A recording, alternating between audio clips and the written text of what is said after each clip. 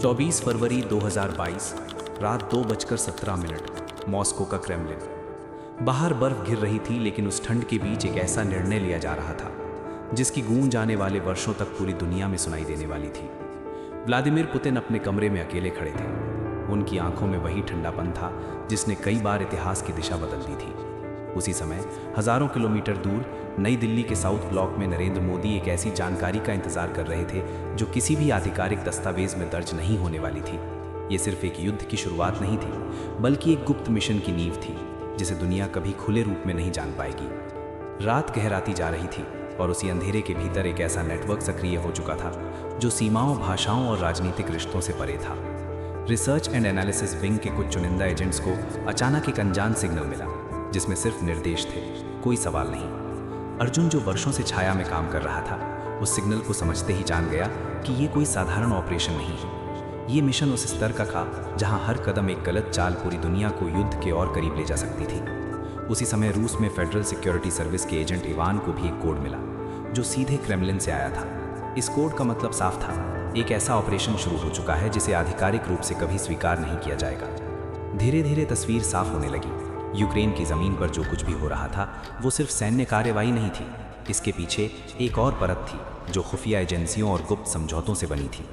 भारत और रूस के बीच वर्षों से बने संबंधों ने एक ऐसी स्थिति पैदा कर दी थी जहां दोनों देशों को खुले मंच पर तटस्थ दिखना था, लेकिन अंदर ही अंदर कुछ और ही चल रहा था।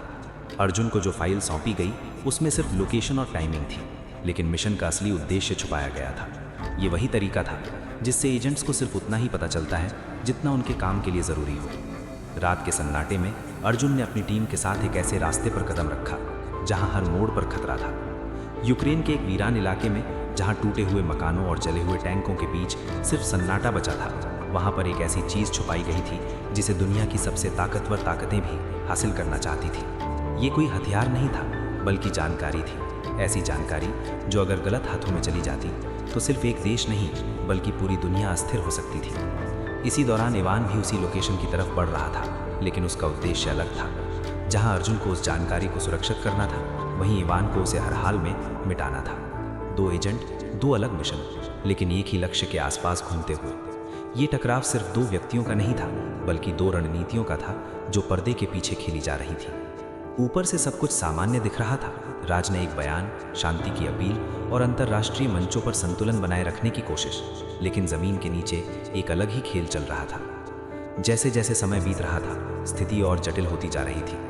अर्जुन को धीरे धीरे समझ आने लगा कि ये मिशन सिर्फ जानकारी हासिल करने का नहीं है, बल्कि किसी बड़े खेल का हिस्सा है। हर कदम पर उसे ऐसा लग रहा था जैसे कोई उसे देख रहा हो, उसकी हर चाल पहले से ही किसी के दिमाग में दर्ज हो। ये सिर्फ संयोग नहीं था, बल्कि एक सुनियोजित जाल था जिसमें हर खिलाड़ी अपने हिसाब से चाल चल रहा था। इवान भी उसी जाल का हिस्सा था, लेकिन उसे इसका अंदाजा नहीं था।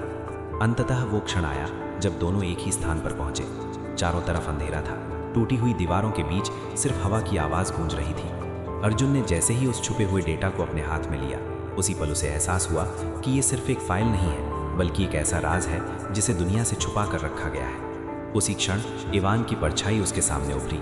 कोई आवाज़ नहीं, कोई चेतावनी नहीं, बस एक खामोश टकराव जिसमें सिर्फ मिशन मायने रखता था। उस रात क्या हुआ इसका कोई आधिकारिक रिकॉर्ड मौजूद नहीं है, ना कोई दस्तावेज, ना कोई सबूत, सिर्फ कुछ बिखरे हुए संकेत जो ये बताते हैं कि दुनिया के सबसे बड़े फैसले हमेशा खुले मंच पर नहीं लिए जाते।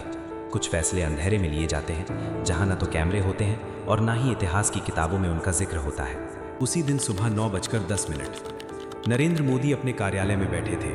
सामने रखी फाइलें सामान्य दिख रही थीं, लेकिन उनके भीतर जो जानकारी थी वो सामान्य नहीं थी। उनके सामने रखी एक सीलबंद रिपोर्ट में वही डेटा था जिसे अर्जुन ने अपनी जान जोखिम में डालकर सुरक्षित किया था। ये कोई साधारण खुफिया जानकारी नहीं थी, बल्कि एक ऐसा प्रमाण था जो ये दिखाता था कि युद्ध की दिशा को किस तरह से नियंत्रित किया जा सकता है। ये डेटा सीधे तौर पर किसी एक देश के खिलाफ नहीं था, बल्कि ये उन छुपे हुए गठबंधनों का पर्दाफाश करता था जो खुले मंच पर कभी स्वीकार नहीं किए जाते। मॉस्को, दोपहर 12:25। व्लादिमीर पुतिन के सामने भी एक रिपोर्ट रखी थी, लेकिन उसमें कुछ कमी थी।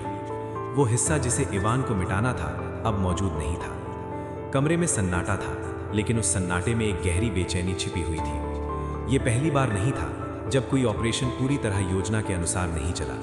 लेकिन इस बार दांव कुछ ज्यादा बड़ा था, क्योंकि ये सिर्फ एक मिशन की विफलता नहीं थी, बल्कि एक ऐसी जानकारी का लीक होना था जो कई सालों की रणनीति को खतरे में डाल सकता था।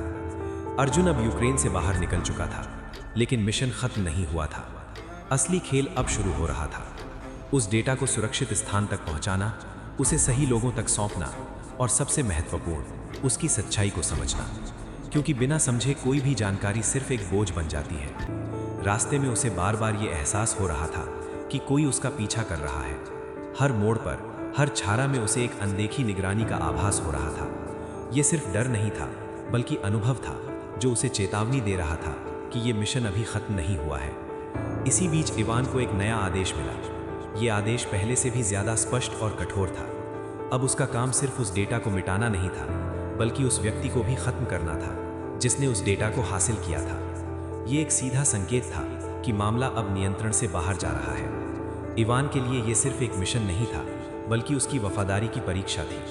उसने बिना किसी हिचकिचाहट के अपने अगले कदम की तैयारी शुरू कर दी। रात 11:55, एक अज्ञात स्थान, पूर्वी यूरोप। अर्जुन एक सुनसान इमारत में पहुंचा, जहां उसे अगला संपर्क मिलने वाला था। चारों तरफ सन्नाटा था, लेकिन उस सन्नाटे में एक तनाव साफ महसूस हो रहा था। जैसे ही उसने अपने बैग से वो डिवाइस निकाली जिसमें वो डेटा सुरक्षित था, उसी क्षण उसे पीछे से एक हल्की सी आहट सुनाई दी। ये वही पल था जब मिशन का सबसे खतरनाक चरण शुरू होने वाला था। इवान वहां पहले से मौजूद था, अंधेरे में छिपा हुआ, बिल्कुल शांत, जैसे एक शिकारी अपने शिकार का इंतजार करता है। अर्जुन ने बिना पीछे मुड़े ही उस उपस्थिति को महसूस कर लिया। ये एक ऐसा टकराव था जहां कोई शब्द नहीं थे, सिर्फ इरादे थे। दोनों जानते थे कि ये पल उनके मिशन का निर्णायक बिंदु है। एक तरफ वो डेटा था जो दुनिया की दिशा बदल सकता था, और दूसरी तरफ वो आदेश था जिसे हर हाल में पूरा करना था। उस रात जो कुछ भी हुआ वो इतिहास के किसी पन्ने में दर्ज नहीं है, लेकिन उसके परिणाम साफ दिखाई दिए। अगले कुछ दिनों में अंतर्राष्ट्रीय मंचों पर अचानक बदलाव आने लगे। कुछ देश जो पहले एक पक्ष में थे, उन्होंने अपने रुख में बदलाव किया। कुछ फैसले जो लगभग तय थे, उन्हें टाल दिया गया।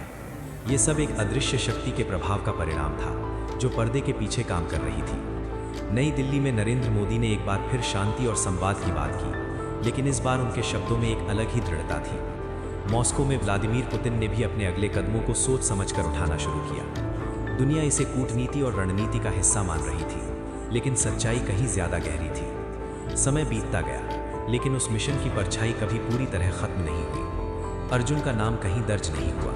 इवान का अस्तित्व भी एक रहस्य ही बना रहा, लेकिन उनके द्वारा लिए गए फैसलों ने एक ऐसी लहर पैदा की जिसने कई देशों की दिशा बदल दी। ये एक ऐसी कहानी थी जो कभी खुलकर सामने नहीं आएगी, क्योंकि इसका हर हिस्सा एक बड़े रहस्य से जुड़ा हुआ है। और शायद यही इस मिशन की सबसे बड़ी सच्चाई है। कुछ कहानियां इतिहास में नहीं लिखी जाती, क्योंकि अगर वो लिखी गई तो दुनिया उन्हें समझ नहीं पाएगी।